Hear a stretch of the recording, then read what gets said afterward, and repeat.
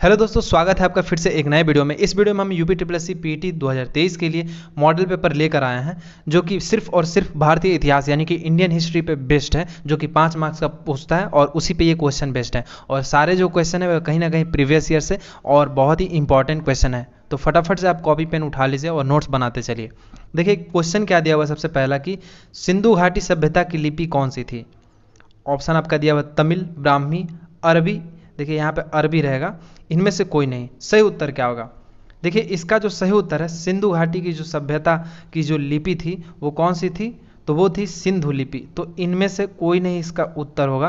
क्यों? क्योंकि इसमें कोई भी तमिल, ब्राह्मी और अरबी, इन तीनों में से कोई भी लिपि नहीं थी। जो सिंधु घाटी सभ्यता की जो लिपि थी वो क्या थी? देखिए यहाँ पे दिया हुआ सिंधु घाटी की सभ्यता से संबंधित छोटे छोटे संकेतों के समूह, यानी कि सिंधु लिपि कहा जाता है। इंडस स्क्रिप्ट जिसे हम इंग्लिश में बोलेंगे, इंडस स्क्रिप्ट या फिर सिंधु सरस्वती लिपि या फिर हड़प्पा लिपि भी हम कहते हैं। तो सिंधु घाटी की जो सभ्यता की लिपि है वो क्या है? या तो हम उसे सिंधु लिपि बोलेंगे या फिर सिंधु सरस्वती लिपि या फिर हड़प्पा लिपि। तो आप इन तीनों को याद कर लीजिए। नेक्स्ट क्वेश्चन दिया हुआ है कि ऋग्वेद में कुल कितने मंडल हैं। ऑप्शन आपका दिया हुआ 7, 9, 10 और 8 दिया हुआ। सही उत्तर क्या होगा? देखिए ऋग्वेद में कुल 10 मंडल है, इसीलिए ऑप्शन नंबर सी सही होगा। ऋग्वेद में कुल कितने मंडल हैं? तो 10 मंडल हैं। अगला क्वेश्चन क्या दिया हुआ है कि महावीर स्वामी को मोक्ष कहाँ पर प्राप्त हुआ था। महावीर स्वामी को मोक्ष कहाँ पर प्राप्त हुआ था? ऑप्शन आपका दिया हुआ पाटलिपुत्र, पावापुरी, उज्जैन और लुम्बिनी। सही उत्तर जो होगा वो होगा option number B, Pawapuri. Mahavir Swami को जो मोक्ष प्राप्त हुआ था वो कहाँ पे हुआ था? पावापुरी में हुआ था। पावापुरी में महावीर स्वामी को मोक्ष प्राप्ति हुई थी।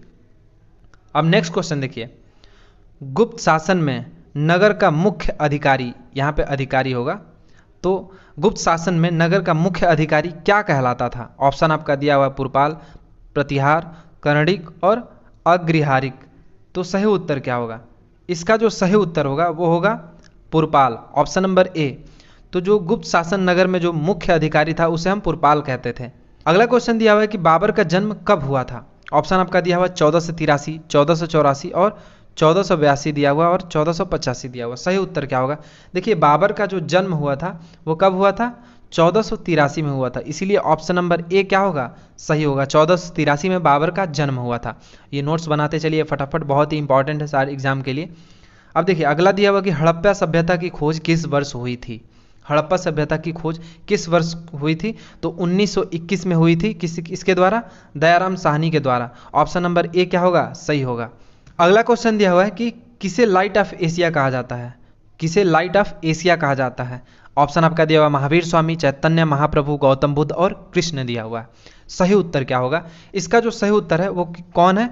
वो गौतम बुद्ध है। ऑप्शन नंबर सी सही उत्तर होगा। देखिए लाइट ऑफ एशिया जो है वो गौतम बुद्ध को कहा जाता है। गौतम बुद्ध का जो जन्म हुआ था वो 563 ईसा पूर्व कहाँ हुआ था? लुम्बिनी में हुआ था।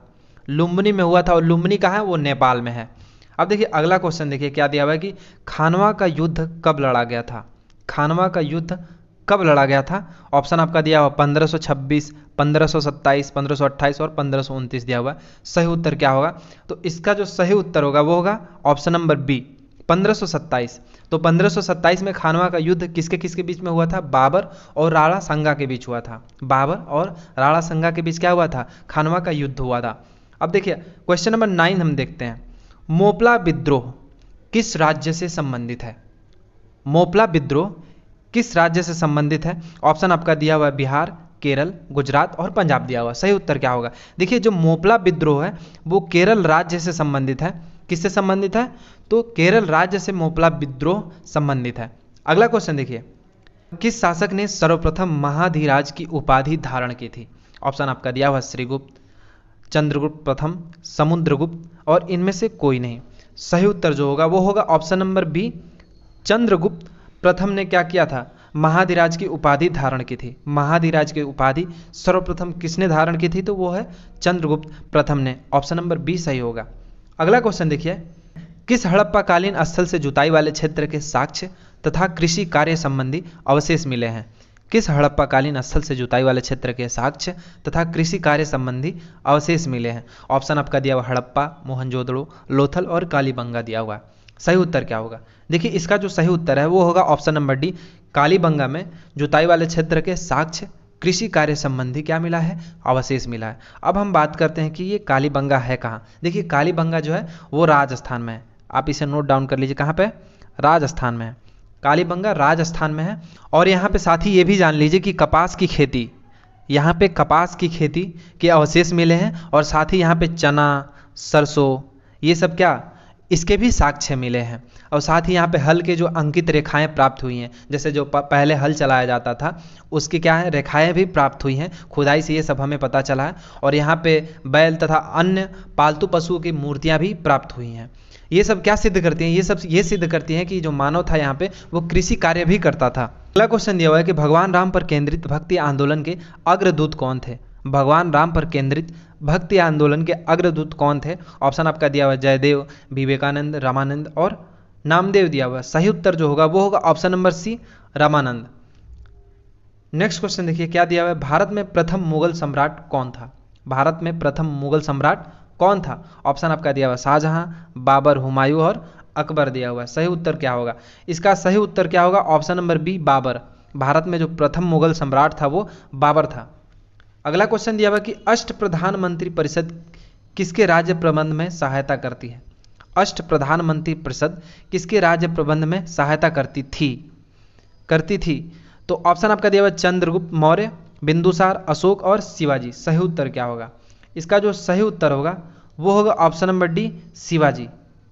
कि प्रसिद्ध जैनी जल मंदिर भारत के किस राज्य में स्थित है। प्रसिद्ध जैनी जल मंदिर भारत के किस राज्य में स्थित है। ऑप्शन आपका दिया हुआ गुजरात, उत्तर प्रदेश, छत्तीसगढ़, बिहार। सही उत्तर क्या होगा, देखिए इसका जो सही उत्तर होगा वो होगा option number D, Bihar. Bihar में क्या है, प्रसिद्ध जैनी जल मंदिर स्थित है। कहाँ पे स्थित है, तो वो बिहार में स्थित है। तो इस वीडियो में बस इतना ही रहने देते हैं भारतीय इतिहास से संबंधित इंपॉर्टेंट क्वेश्चंस। और भी हम आपके लिए बहुत ही बेहतरीन और important question model paper practice set लेकर आते रहेंगे। तो वीडियो अच्छा लगा हो तो वीडियो को लाइक और चैनल को सब्सक्राइब जरूर कर लें, साथ ही बेल आइकन को भी प्रेस कर लें हमारे न्यू वीडियो अपडेट्स के लिए।